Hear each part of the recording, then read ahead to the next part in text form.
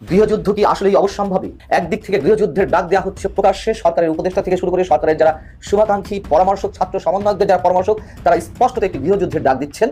অন্যদিকে 31 তারিখে কি সেনাবাহিনী ক্ষমতা দখল করবে, সেনাবাহিনী ক্ষমতা নিবে, কোন কি হতে যাচ্ছে বাংলাদেশে? এই সমন্বয়কদেরকে সবাইকে গ্রেপ্তার করা হবে, অ্যারেস্ট করা হবে, উপদেষ্টাদেরকে অ্যারেস্ট করা হবে। যে দেশে আজকে আমি, সেই স্বাধীন দেশের আমি আজকে সেনাপ্রধান। আপনারা জানেন সেনাবাহিনীর কিছু কিছু ইনফরমেশন আছে যেগুলো সংবেদনশীল।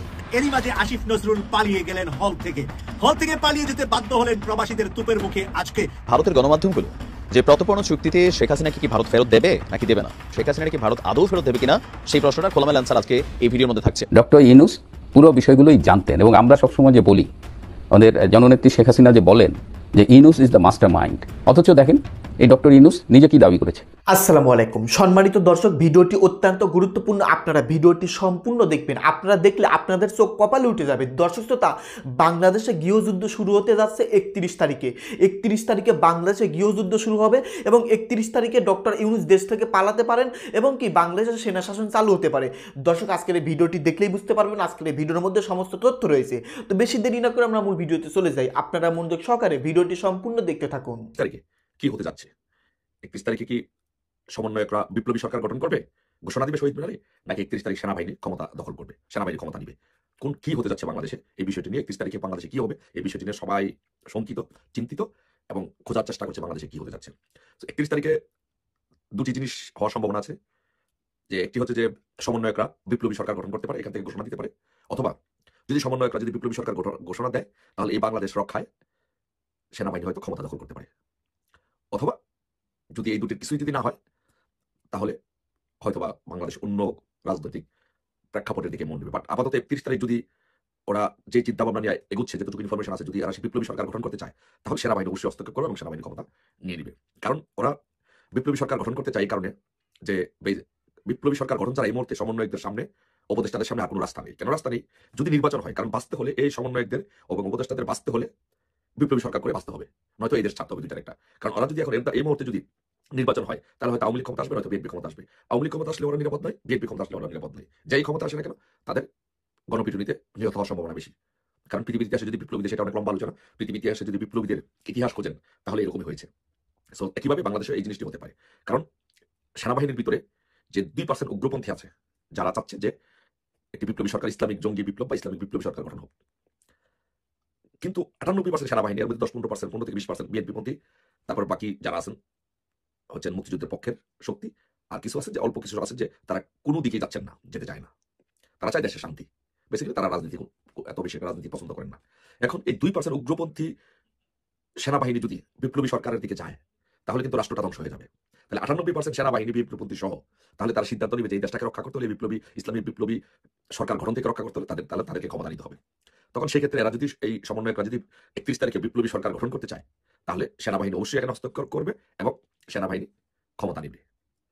আর যদি ওরা বিপ্লবী সরকার গঠন না করে, তাহলে হয়তোবা 31 তারিখে সেনাবাহিনীর ক্ষমতা নেওয়ার সম্ভাবনা নেই। এই জন্য 31 তারিখকে ঘিরে একটি রাজনৈতিক অস্থিতিশীলতা এবং রাজনৈতিক একটি হাই টেম্পার বাংলাদেশে এখন চলছে, যে কি হতে যাচ্ছে 31 তারিখে। 31 তারিখে কি সেনাবাহিনী ক্ষমতা নেবে, না সমন্বয়করা বিপ্লবী সরকার গঠন করবে, কোন দিকে যাচ্ছে? এই জন্য পুরো বাংলাদেশের মানুষ, পুরো দেশ ও জাতি অপেক্ষা করছে যে আসলে 31 তারিখ কোন দিকে যাচ্ছে। 31 তারিখ, তো আমরা সকলেই 31 তারিখের জন্য অপেক্ষা করছি। আমরাও শঙ্কিত যে 31 তারিখে কি হতে যাচ্ছে। বাট আমি এখানে আওয়ামী লীগের নেতৃবৃন্দকে, মুক্তিযুদ্ধের সপক্ষে শক্তিকে, সকলকে, ছাত্রলীগ, যুবলীগ সহ যারা আছেন সকলকে সতর্ক অবস্থায় থাকার জন্য অনুরোধ করবো। 31 তারিখে সারা বাংলাদেশে একটা সতর্ক অবস্থার মধ্যে থাকবেন। যদি বিপ্লবী সরকার গঠন হয়, তাহলে সেনাবাহিনী অবশ্যই হস্তক্ষেপ করবে এবং সেনাবাহিনী ক্ষমতা নেবে। সেনাবাহিনী ক্ষমতা নেওয়ার সাথে সাথে ধরে নিতে হবে যে আমাদের একটি প্রাথমিক বিজয় হয়েছে। প্রাথমিক বিজয় হলে সাথে সাথে এদেরকে, এই সমন্বয়কদেরকে সবাইকে গ্রেপ্তার করা হবে, অ্যারেস্ট করা হবে, উপদেষ্টাদেরকে অ্যারেস্ট করা হবে। রাজপথের সাথে সাথে আমাদের সকলের রাজপথে অবস্থান নিয়ে সারা দেশ একসাথে আমাদের শক্তির জানান দিতে হবে, শক্তির মহড়া দিতে হবে, প্রদর্শন করতে হবে এবং রাজপথ যেন 31 তারিখ আমাদের থাকে, সেই ব্যবস্থা করতে হবে। গৃহযুদ্ধ কি আসলেই অবশ্যম্ভাবী? কেন প্রশ্ন করছি? একদিক থেকে গৃহযুদ্ধের ডাক দেওয়া হচ্ছে প্রকাশ্যে, সরকারের উপদেষ্টা থেকে শুরু করে সরকারের যারা শুভাকাঙ্ক্ষী পরামর্শক, ছাত্র সমন্বয়কদের যারা পরামর্শক, তারা স্পষ্টত একটি গৃহযুদ্ধের ডাক দিচ্ছেন। অন্যদিকে আমরা যারা মুক্তিযুদ্ধের চেতনাকে এখনো পর্যন্ত মনে প্রাণে ধারণ করি, লালন করি, তারাও আমরা গৃহযুদ্ধের আশঙ্কা করছি যে এই বাংলাদেশকে পরিশুদ্ধ করতে হলে সম্ভবত আসলেই একটা যুদ্ধের প্রয়োজন রয়েছে। এটি অন্য পক্ষের যে আহ্বান গৃহযুদ্ধের, তার পরিপ্রেক্ষিতে আমরা কথা বলছি, তাদের যে আস্ফালন নানান মাত্রায়। এবং এই গৃহযুদ্ধের প্রসঙ্গ নিয়ে আবার কেন কথা বলছি? সরকারের অন্যতম সমর্থক, বিশেষ করে ছাত্র সমন্বয়কদের যিনি পরামর্শক, শুভাকাঙ্ক্ষী, কবি, প্রাবন্ধিক, যাকে অনেকে রাষ্ট্রচিন্তক বলে অভিহিত করেন, ফরাদ মাঝার নতুন করে গৃহযুদ্ধের অবসম্ভাবিতার কথা বলেছেন এবং একই সঙ্গে তিনি বলেছেন যে সাংবিধানিক প্রতিবিপ্লব হয়েছে এর মধ্যে। সেটি কেমন ব্যাখ্যা করছি এবং ফরাদ মজারের মতন মানুষরা এই মুহূর্তে আসলে কোন বিভ্রান্তির মধ্যে জাতিকে রাখতে চায়, কোন দিকে নিয়ে যেতে চায়, তার যে কথাবার্তা সেগুলো একটু খণ্ডন করার চেষ্টা করবো। আন্তর্জাতিক গণমাধ্যম ডয়েচে ভেলের পক্ষ থেকে ডয়েচে ভেলে বাংলাদেশের ব্যুরো চিফ আমার অগ্রজ সাংবাদিক হারুনুর রশিদ তিনি তার একটি চমৎকার ইন্টারভিউ করেছেন এবং তার মধ্য দিয়ে ফরাদ মজারের যে বক্তব্য উঠে এসেছে কতটা অসংলগ্ন এবং উদ্দেশ্য কি অসংলগ্ন হলেও আসলে একটি পক্ষ কি চাই তা স্পষ্ট হয়ে উঠেছে। আমি তার বক্তব্যের কিছু কিছু অংশ তুলে ধরে আমার নিজের বক্তব্য খণ্ডন করার চেষ্টা করবো। একটু ধৈর্য সহকারে শোনার চেষ্টা করছি, অবশ্যই খুব বেশি লম্বা হবে না, সামান্য কিছু। ফরাদ মজার বলছেন ডয়েচে ভেলেকে, গণ আন্দোলন থেকে গণশক্তি, গণশক্তি থেকে গাঠনিক ক্ষমতা, এই রূপান্তরটুকু আমরা করতে পারিনি, এটি আমাদের ব্যর্থতা। এই জন্য আমি এটাকে সাংবিধানিক প্রতি বিপ্লব বলছি। আইনের কথা বলে জনগণের অভিপ্রায়কে নস্বাত করে দেওয়া হয়েছে পূর্ণ সংবিধানের অধীনে, ফ্যাসিস্ট সংবিধানের অধীনে আমরা নিয়ে গিয়েছি পুরো গণঅভ্যুত্থানকে। অর্থাৎ তিনি তো কথা কথা সংবিধান ছুঁড়ে ফেলার কথা বলেন, ছাত্র সমন্বয়টা সংবিধান ছুঁড়ে ফেলার কথা বলেন। এখনো যেহেতু সংবিধানকে ছুঁড়ে ফেলা যায়নি, তারা যে নতুন করে সংবিধান লেখার কথা বলছেন অথবা গণতন্ত্র লেখার কথা বলছেন সেটি এখন করা যায়নি, বর্তমান সংবিধানের অধীনেই রয়েছে এই সরকার। এই কারণে তিনি বলছেন সাংবিধানিক প্রতি বিপ্লব হয়েছে। সংবিধান ছুঁড়ে ফেললেই কি বিপ্লব হয়ে গেল? সংবিধান ছুঁড়ে ফেললেই কি বাংলাদেশের আপাদমস্তক মানে আমূল সব ধরনের সংস্কার হয়ে যাবে? সংবিধানে কত কি লেখা রয়েছে মানুষের কল্যাণে, রাষ্ট্রের কল্যাণে, কল্যাণমূলক রাষ্ট্রের জন্য। প্রতিটি সরকার তার ইচ্ছে মতো সংবিধান কাটাছেড়া করেছে, ঠিক মতো অনুসরণ করেনি। তাহলে এই সংবিধান ছুঁড়ে ফেলে নতুন গণতন্ত্র বা সংবিধান লিখলেও সেটি পরবর্তী সরকারগুলো কতটুকু অনুসরণ করবে? এবং বর্তমান যে অন্তর্বর্তী সরকার, সেই সরকারের ম্যান্ডেট নিয়েও প্রশ্ন তোলা হয়েছে যে এই সরকারের ম্যান্ডেট কি, যে সংবিধান ছুঁড়ে ফেলবে। ডয়েচে ভেলের এই প্রশ্নের পরিপ্রেক্ষিতে আমি বলবো ফরাদ মজার অধ্যত্ত দেখিয়েছেন। তিনি আমাদের মুক্তিযুদ্ধের ম্যান্ডেট নিয়ে প্রশ্ন করেছেন। তিনি কি বলছেন? এই সরকার অবশ্যই ম্যান্ডেট পেয়েছে, রক্ত দিয়ে পেয়েছে। আপনি যে প্রশ্নটি করলেন সেটা সম্পূর্ণ ভুল ধারণা। সাংবাদিক হারুনুর রশিদ বলছেন এটার জন্য কি লোক শহীদ হয়নি? একটা প্রশ্নের জবাব দেন। আমরা কি দেশ স্বাধীন করার ম্যান্ডেট পেয়েছি? তাহলে আমরা ৭১ স্বাধীন হলাম কি করে? মুক্তিযুদ্ধ করেন নাই? লোক মরে নাই? অবশ্যই মরেছে। কিন্তু কিসের সঙ্গে তিনি কি তুলনা দিচ্ছেন? মুক্তিযুদ্ধ কিভাবে সংগঠিত হলো? দেশের ৭ কোটি মানুষের যখন পূর্ব পাকিস্তান ছিল, তাদের যে প্রবল আকাঙ্ক্ষা 23 বছরের নাগপাশ থেকে মুক্ত হতে, 1000 বছরের শোষণ থেকে মুক্তির জন্য যে মুক্তির একটা যুদ্ধ দরকার, তারা তো সেই প্রিপারেশন নিয়েছিল। স্বাধীনতার যুদ্ধের জন্য তারা প্রস্তুতি নিয়েই সরাসরি রণাঙ্গনে ঝাঁপিয়ে পড়েছিল। তাহলে এটা ম্যান্ডেট নিয়ে প্রশ্ন তোলার কি আছে? এই গণঅভ্যুত্থানে আগে তো এত সংস্কার, সংবিধান ছুঁড়ে ফেলা এরকম কেউ এই ধরনের ধারণা কেউ দেয়নি বা বক্তব্যও তুলে ধরেনি। কিন্তু ৭১ সেটি হয়েছে যে আমাদের নিশ্চিত মুক্তির দরকার, একটা যুদ্ধের প্রয়োজন। তিনি সেটিকে মিলাচ্ছেন গণঅভ্যুত্থানের সঙ্গে। বড় অদ্ভুত ফরাদ মজাদের মতন মানুষদের যে চিন্তাধারা আমরা এই মুহূর্তে পাচ্ছি। এবং ডয়েচে ভেলের পক্ষ থেকে প্রশ্ন করা হয়েছে দ্রব্যমূল্যের যে ঊর্ধ্বগতি, সেইটিকে নিয়ে এসে বলা হচ্ছে আইন শৃঙ্খলা আর দ্রব্যমূল্য এগুলো সাধারণ মানুষের কনসার্ন, এইগুলো এই সময়ের মধ্যে ঠিক করা কি যেত না? উত্তরে ফরাদ মজা বলছেন যে উপদেষ্টা সরকারকে তো রাজনৈতিক দল কোনো ক্ষমতাই দেয়নি, তাহলে কি করে তারা সিন্ডিকেট ভাঙবে? সিন্ডিকেট ভাঙতে তো পাওয়ার লাগবে, সেটা তো সংবিধান দ্বারা আবদ্ধ। অদ্ভুত সব কথাবার্তা, বিচিত্র কথাবার্তা। রাজনৈতিক দলগুলো এই সরকারকে সহায়তা করার চেষ্টা করে যাচ্ছে নিয়মিতভাবে। এবং পাওয়ার না দিয়া কি হলো? পাওয়ার যে এক্সারসাইজ আমরা দেখছি বর্তমান সরকারের বিভিন্ন ক্ষেত্রে, নাম দেওয়া হয়েছে অন্তর্বর্তী সরকার। একটা সরকারের পর থেকে আরেকটি সরকারের মেলবন্ধন ঘটানোর জন্য অন্তর্বর্তী সরকার, একটি নির্দিষ্ট সময়ের জন্য। সেই সরকারের আর কত ক্ষমতা দরকার? কত ক্ষমতা চর্চা দেখছি বিভিন্ন ক্ষেত্রে। আর সিন্ডিকেট ভাঙতে পারবে না মানে? সিন্ডিকেট ভাঙার জন্য আলাদা ক্ষমতা দেওয়া দরকার। আমাদের প্রধান উপদেষ্টা তো ছাত্রদের সঙ্গে তিনি এই মন্তব্য করে বলছেন সিন্ডিকেট মিন্ডিকেট কি সব কথাবার্তা হচ্ছে আমি বুঝি না। তিনি সিন্ডিকেট বোঝেন না, তিনি বলছেন একটা সুন্দর বাংলাদেশ করতে হবে। তিনি আবার বিশ্বের অর্থনীতিবিদ। ফরাদ মজা বলছেন যে পলিটিক্স দুইটি ভাগে ভাগ হয়ে গেছে। জনগণ নতুন গণতন্ত্র চায়, নতুন বাংলাদেশ করতে চায়, আর রাজনৈতিক দলগুলো চায় তারা জনগণকে ক্ষমতায় আসতে দেবে না। জনগণ যে সংবিধান সমস্যা চায়, সংবিধানের পরিবর্তন চায়, চলে ফেলতে চায়, তার ব্যারোমিটার কি? যে যার ইচ্ছা মতো জনগণের দোহাই দিয়ে চলেছে এই বাংলাদেশে, যার যখন প্রয়োজন হ্যাঁ না ভোট দিতে হবে সে প্রসঙ্গে তিনি কি অদ্ভুত উত্তর দিয়েছে, একটু শুনুন।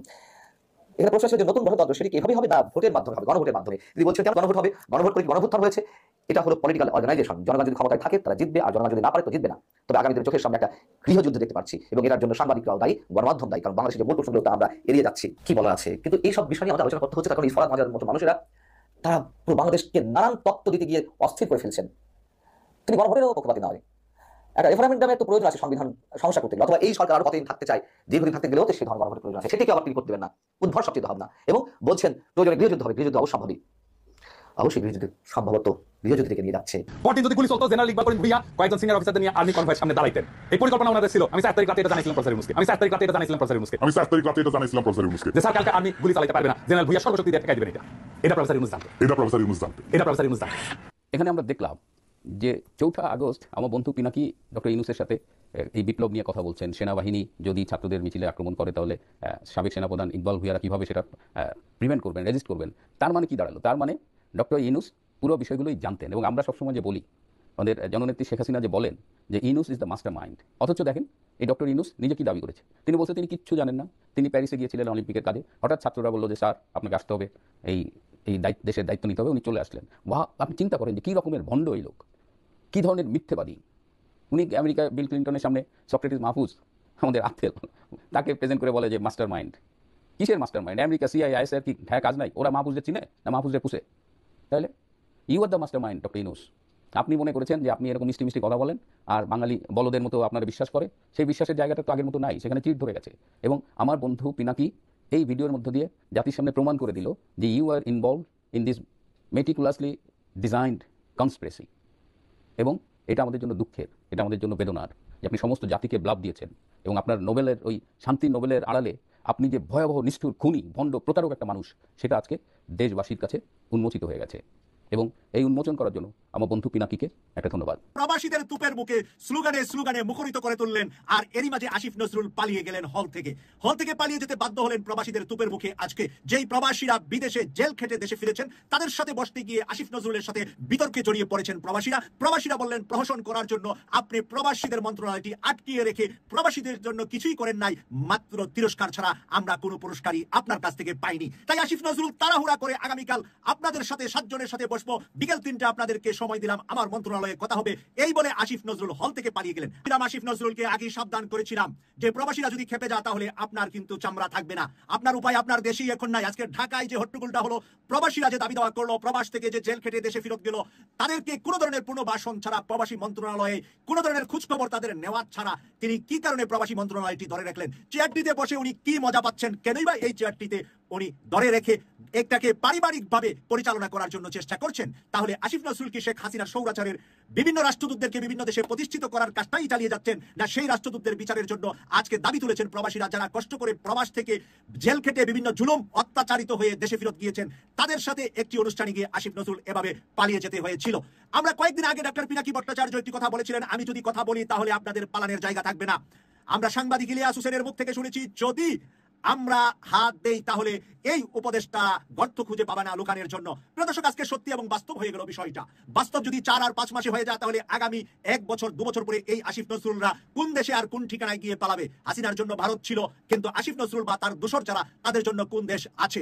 আজকের এই প্রবাসীদের পক্ষে আমরা জোরালোভাবে দাবি জানাচ্ছি যে প্রবাসীদের সকল ধরনের সমস্যার সমাধান যদি আপনি করতে না পারেন, তাহলে একজন যোগ্য প্রবাস থেকে নিয়ে একজন প্রবাসীকে প্রবাসী মন্ত্রণালয়ে দায়িত্ব দেন, তাহলে অন্তত প্রবাসীরা তাদের সঠিক অধিকার পাবে। প্রবাসে থেকে তাদের ন্যায্য পাওনাগুলা তারা প্রবাস থেকে যেন এমবাসির মাধ্যমে সম্মানিত দর্শক, আপনারা বিস্তারিত ভিডিওতে দেখতে পারলেন চাঞ্চল্যকর তথ্য। 31 তারিখে বাংলাদেশে গৃহযুদ্ধ শুরু হতে যাচ্ছে, ইতিমধ্যে সমন্বয়করা ঘোষণা দিয়ে দিয়েছেন। যাক দর্শক, তার সেনাপ্রধান 31 তারিখে কি করতে যাচ্ছেন, সেনা শাসন বাংলাদেশে হয়তো চালু হতে পারে 31 তারিখে, কারণ 31 তারিখে গৃহযুদ্ধ শুরু হবে। যাক দর্শক, আজকের এই ভিডিওতে বিশেষ প্রতিবেদন আপনারা দেখতে পারলেন। এ সম্পর্কে আপনাদের মতামত ভিডিওর কমেন্ট বক্সে অবশ্যই ঝটপট জানিয়ে দিবেন। ভিডিওর সঙ্গে সম্পূর্ণ থাকার জন্য আপনাদের সবাইকে অসংখ্য ধন্যবাদ।